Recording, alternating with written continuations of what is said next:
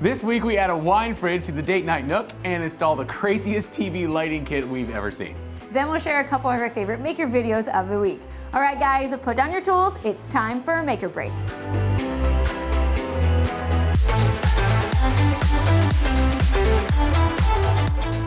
Hey guys, welcome back to Make or Break. I'm Rob. And I'm Sarah. And this week we installed a couple upgrades to the date night nook and the results were really amazing. All right, let's start with the fun stuff. In our date night nook build, we added these awesome LED strip lights made by a company called Govee, and they work great. After using them for a few weeks, my wife and I tend to just kind of leave them on a warm white color whenever we watch TV, and it's lovely. But today, we're installing a new Govee product called Immersion. This LED TV backlight kit comes with the standard string of LED lights that you'd expect. What makes it different is this little camera. It mounts to the top or bottom of your TV and looks back at what you're watching. Then it adjusts the colors of the LEDs in real time to match the scene on your TV. Now, we've seen mixed results with these online, so I'm anxious to see how well it actually works. The first thing I had to do was take down my TV, and I started applying the LED strips to the back. Now, I wasn't sure I was putting them on exactly right because it's really important that each LED is in the right place, so I just used painter's tape to test it out. When I'm done, I'll go back, clean off the plastic, and use the adhesive on the back of the strips to hold it in place. The kit also comes with some clips that helps it stay permanently. After applying the strips all the way around, I stuck the controller to the back of the TV and plugged the lights in. I then plugged in the camera and left it to hang under the TV while I put it back on the wall. I ran the power adapter for the lights through the back, then plugged it all in and hung the TV back up. Finally, I used the 3M tape on the camera to stick it to the bottom of my TV.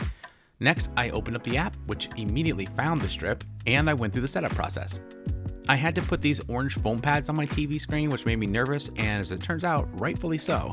They were not easy to peel off. Maybe a little less stickum on the back of these guys next time, Govee. After aligning the camera with the screen, it was time to test it out. And, well, wow.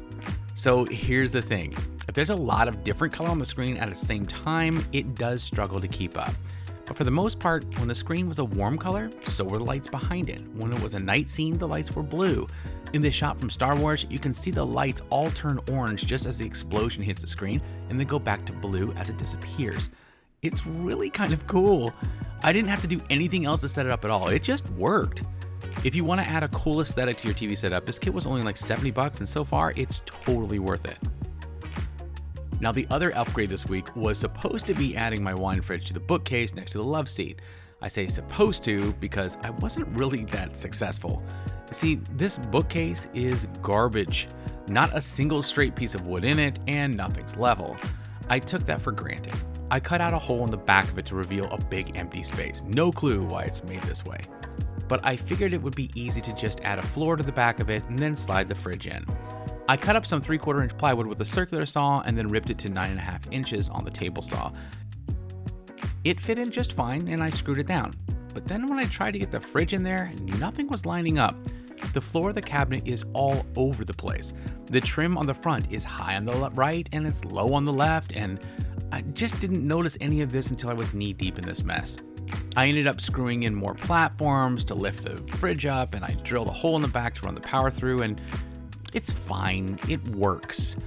I just have to switch the door so it swings out the other way, and I'll do that. And I need to get a template to drill more holes for shelves so I can place one directly over the fridge where my wife wants it. But, you know, for now, I do have cold wine in my little private theater in my bedroom, and I'm pretty darn grateful for that. All right, so I have to ask, after you got the adaptive lighting system to work with the TV, do you guys actually use it, or is it way too distracting? Yeah, so actually both my wife and I thought that it was going to be really distracting, but it's not. It looks neat when you're paying attention to it, but just like when you have like a really big TV, okay? Yeah. At first, it's amazing to have a big TV. Right. As soon as you get into what you're watching, you forget how big it is. So Okay. we don't really notice the lights a lot, but I guess it's probably a good thing. There's no eye strain, but it's still a pretty neat trick. So I'm sorry about how like the wine cooler turned out. I'll tell you what, that whole cabinet that I tried to install it into just needs to be burnt down. There's nothing straight about it. The trim is off. I've mentioned all this. So the reality is I just need to go in there, kind of level it all out, and I'll fix it. That's a good I'm gonna fix it. For now, it's just nice having wine in the room. So I'm still grateful. Let's talk about our favorite maker videos from this week. Mine comes from Homemade Modern, who built this unique table out of stone tiles. I never would have thought to try that, let alone cut these beautiful geometric patterns into them. There's lots of inspiration in this one. Yeah, and mine actually isn't a video this week. So if you've never been to Instructables.com, you really should go.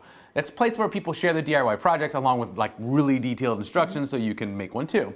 And while I was there this week, I ran across this amazing inverse solar system, which is such a unique take on the model solar system. They built a large wooden arch, which then supports the wooden planets on the inside. I will absolutely build one of these. I just need a bandsaw first. Now that I think about it, I could probably actually like laminate the wood up like they did. But Okay, use, like, well, a while circle Rob jig works with a that out in router. his head, you can watch last week's episode where we reviewed the entire line of Heart tools after using them in our shop for a whole year. I'll link to that right here. Speaking of, special thanks to Heart for reminding us that we can build anything we imagine if we do it with Heart. Don't forget to like and subscribe so you don't miss a thing. All right, break's over. Let's make something.